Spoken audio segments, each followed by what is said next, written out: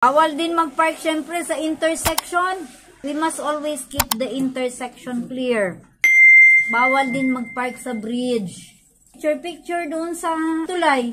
Bawal mag-park sa tulay.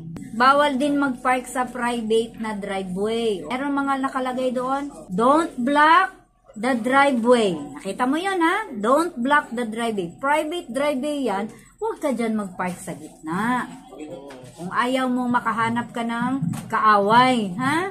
Makita mo na lang pagbalik mo, flat ng gulong mo na ini sa'yo yung may-ari. Taga-tagal mo bumalik, doon ka pa nag-park sa daanan niya. Pinakalas, bawal mag-park sa sidewalk.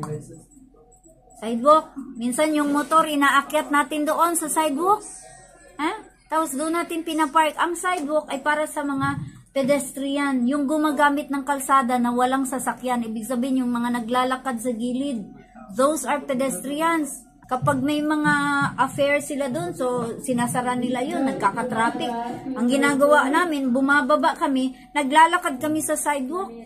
Oh, ang kalaban namin sa sidewalk, yung mga motor, umaakyat din sila sa sidewalk. Bawal din doon, ha? Oh.